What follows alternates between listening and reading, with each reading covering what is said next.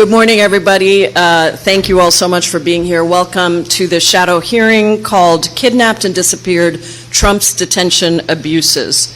A few quick housekeeping items. This is a shadow hearing, not a formal hearing, but we're going to run it essentially the same way as we normally do with hearings, with opening statements from our witnesses and questions from our members. There is a timer here for members to keep track. We're doing 4 minutes. Because they've moved votes a little bit earlier, we want to make sure we get everybody in. For our witnesses, you have 5 minutes, and you have a timer right there. I now recognize myself for an opening statement. I'd like to welcome our witnesses, the members of the Judiciary Committee, as well as members from the wider Democratic Caucus. This is our 5th shadow hearing in a series of hearings that I've been hosting on how the Trump administration is destroying our immigration system and trampling on our constitutional rights. Today's hearing will focus on the administration's actions to supercharge immigration incarceration to record levels. Trump campaigned on deporting the, quote, worst of the worst, but that is absolutely not what he's been doing. Instead, he has cruelly ripped apart families, detained people of every immigration status, including U.S. citizens, and allowed rogue ICE and Border Patrol agents to terrorize communities across our country. Let me be very clear, for those who are watching, that immigration is a civil matter, not a criminal one, with immigration law being the most complex in the country after tax law. That means that immigrants are not automatically provided with government attorneys, and the majority go through the system completely unrepresented by attorneys, despite the tremendous complexities of the legal immigration system, unless they are able to afford an attorney themselves or they're able to get a pro bono attorney. ICE's own website still says that detention is civil, not criminal in nature, and that detention is not supposed to be punitive, as this is an administrative proceeding. However, the story of what is happening today is completely different. Today, according to ICE's own statistics, 73% of people held in ICE detention have absolutely no criminal conviction, and the vast majority of the remaining 27% have minor convictions such as traffic violations. ICE has been arresting people at courthouses when they're trying to follow the legal process. They're profiling immigrants around the country, picking up people for the language they speak or the street corner that they hang out on. Video footage almost every day captures horrific violence of masked DHS kidnapping and capturing of people, including at least 170 documented instances of U.S. citizens being detained.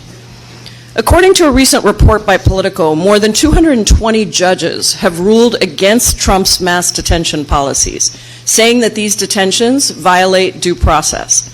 That includes 23 judges who were appointed by Donald Trump himself. Meanwhile, Trump's focus on arresting immigrants has made us all less safe.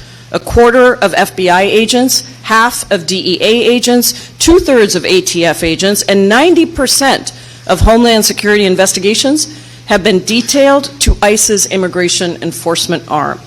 As a result, investigators are spending 33% fewer hours on child exploitation cases, on weapons seizures, which fell by 73%, and narcotics arrests fell by 11%. So immigration detention centers are full of mothers and fathers and beloved community members, while those who do pose any threat are free. You have to ask then, who is benefiting? Just last month, the 2 largest private immigration prison companies, GEO and CoreCivic, reported huge quarterly profits and told investors that they represented, quote, an attractive opportunity for investors, thanks to the massive increases in government funding. These very same prison companies donated millions of dollars to help get Trump elected, and now they're reaping the benefits. While the average daily population in immigration detention was fewer than 34,000 people in 2015, it is now over 65,000 people.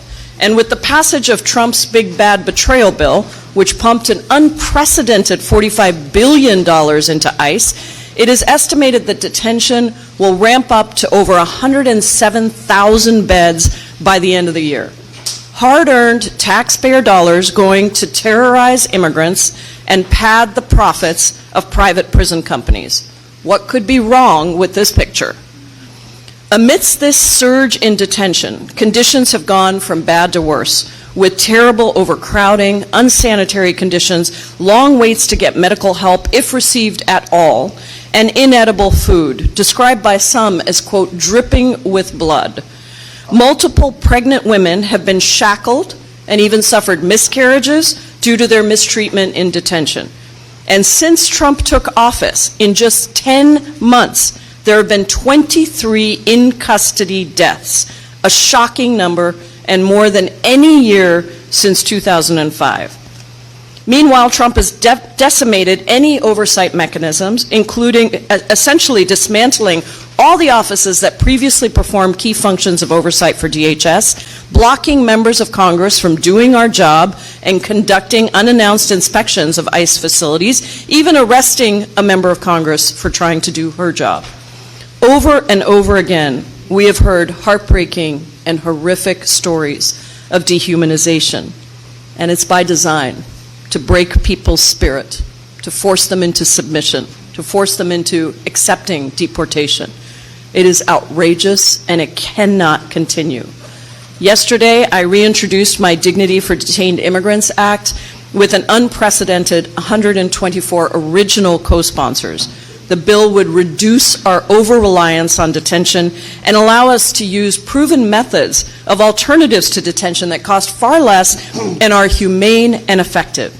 It would end the use of detention for profit, end inhumane conditions at detention centers, and protect the civil and human rights of immigrants. I want to thank all of our witnesses for being here today. It is so important to hear your stories, and you are shedding a light on the abuses of our immigrant incarceration system and helping us to move towards humane and effective solutions. It's now my pleasure to introduce today's witnesses.